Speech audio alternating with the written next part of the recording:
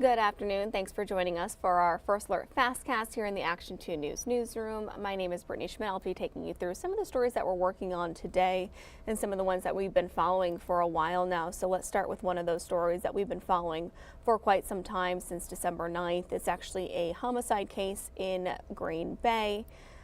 So this is Owen Backus. He was back in court today. There you see him via video. He's been now officially charged with first-degree intentional homicide. On December 9th, he ran to a neighbor's home to call 911 after a fight with a 30-year-old man at his home on Western Avenue. That 30-year-old was found dead in the home. Today, we finally got our hands on the criminal complaint to figure out exactly what is alleged in this case. An autopsy did reveal the victim died of blunt impact to the head and asphyxia. So in the complaint, Backus claims self-defense and that he was protecting his home. Prosecutors say it doesn't add up. They believe Backus intentionally killed the victim. So in the complaint, Backus clubbed the victim in the head with a glass beer pitcher, bound the victim's legs, wrapped 2 cords tightly around his neck, and put a t-shirt over his head. That is what prosecutors wrote in the criminal complaint. Backus told authorities the victim was trying to rearrange his home, and when Backus told the victim to stop, Backus told police the victim then attacked him in the shower with a wrench. That led to more wrestling and fighting, where Backus eventually got the victim to stop and then ran to the neighbor's house to call 911. He is currently behind bars on a $1 million cash bond. He appeared around 2 o'clock this afternoon. He will be back in court in February. Now to another story that came into our newsroom today. A Fox Valley furniture store owner is charged with selling fentanyl at his store. So he is the owner of a furniture store on West College Avenue. His name is Christopher Turner, and he owns Turner's Discount Furniture in Grand Chute. He faces up to 35 years in prison if he's found guilty on all 5 charges filed this week in Outagamie County Circuit Court. The criminal complaint says a confidential informant said Turner was a major supplier of fentanyl in the area, dealing drugs out of his store and even his apartment in Kaukauna. The Lake Winnebago Meg unit set up drug buys and recorded phone calls with Turner before he was arrested at a store last week. Investigators say when they entered the store and shouted out for Turner, he tried to run to his car carrying a bag. Guess what he had inside his bag? $60,000 in a shoulder bag. And then inside the store, officers say they seized more than 32 grams of fentanyl, almost 19 grams of suspected cocaine, and of course drug paraphernalia. Then at his apartment, they found 3 grams of a suspected heroin fentanyl mix and a bag filled with counterfeit $20 bills. So we'll continue to follow that story as well. I also want to bring your attention to this story because Neenah police are asking for your help. Do you recognize this man in Neenah? Here's why police are looking to identify him. This man is on the police radar because they say he exposed himself to a child at a local store.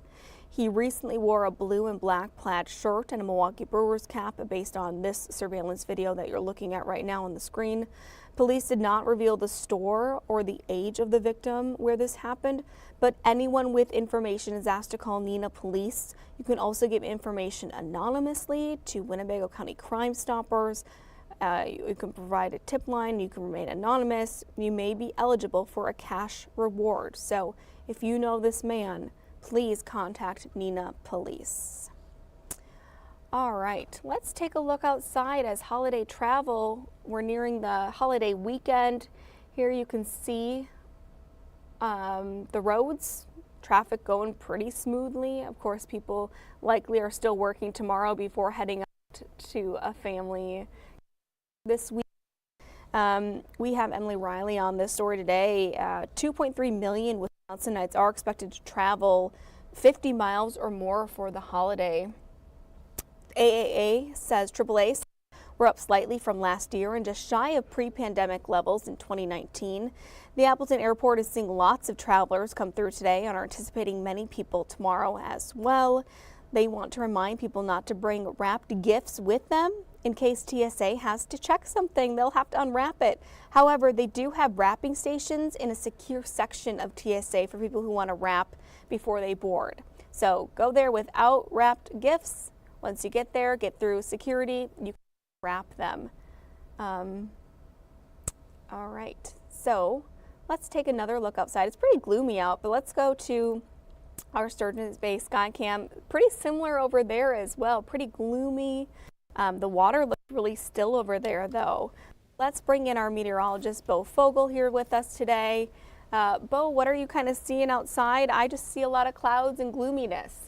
That is going to be your holiday forecast. You pretty much just summed it up right there. Just add in the part about rain and you're good. You're done. That's all the forecast details you need to know. It's going to be a gloomy, rainy, and warm holiday season. Now, it is December 21st, and at 9:27 p.m. tonight, we will officially be in the winter season. This is also the shortest day of the year. We're only going to see 8 hours and 49 minutes of daylight. And then from here on out, we'll start gaining daylight, but it's going to be very small, just a few extra seconds. Really, you're not going to obviously know, you're not going to notice the difference until like March, when we'll start getting minutes of more sunlight by then. So yeah, at least there's a silver lining. We're going to get more sunshine after today. But looking at the pinpoint predictor, you can see we have a weather maker coming in from Kansas, and this is pumping in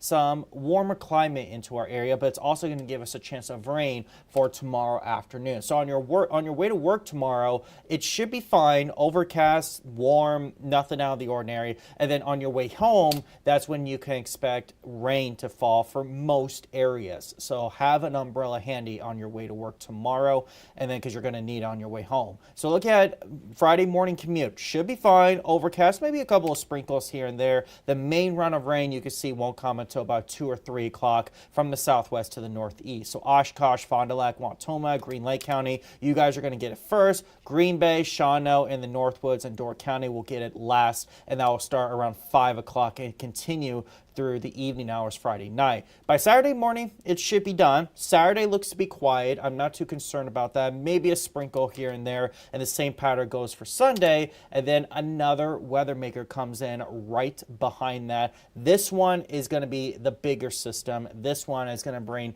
days upon days of rain. So look at the rain chances for your holiday forecast. From Friday, it's about 40%, so scattered chances. Saturday and Sunday, I just threw in a chance just in case a couple of sprinkles do form. But Monday and Tuesday and Wednesday all have good days of seeing widespread showers. So it is going to be a wet Christmas, and we also could break a couple of records. So far for Sunday, I have at 50 degrees, and I know the record is near that. I don't think it's 50. Okay. I think it's a degree or two warmer than that, but that's still shocking. And then Monday, the record high is 50. I have it at 49. So we could either match the record or we could break it. So we'll see what happens.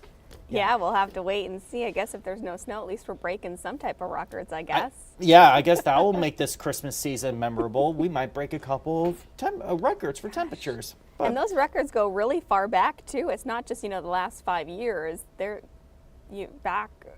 What? I mean, I know the record for the Monday forecast goes back to 1936. Right. So, wow. So, yeah, that one, I wouldn't be surprised if we break that record. If we don't, I would say we match it. So sounds good. All right. You're gonna probably have your umbrella handy and just have a light jacket. That's the theme of your holiday forecast. And your rain boots. All right. Thanks so much, Bo. Yep. All right. So we'll move on to some of the other stories that we're working on here in our afternoon newscast. Let me pull those up for you. At 4 o'clock, we have a really bittersweet update on a story that we brought to you a few weeks ago.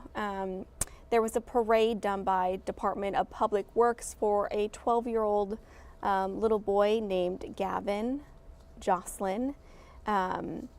We recently learned that he has passed away from his battle with cancer. This week, though, many coming together to surprise his family for Christmas and to lift their spirits a little bit. They also brought Christmas gifts for Gavin's sister, Mariah, so we'll have a little bit of that as well. So just helping to lift this family up during a very difficult time. At 4:30, we first told you about the Veterans Tiny Home Village a few days ago. Today, we talked to Veterans First of Northeast Wisconsin about the vote on the village. It unanimously passed. So hoping for a timeline here of when that could get underway.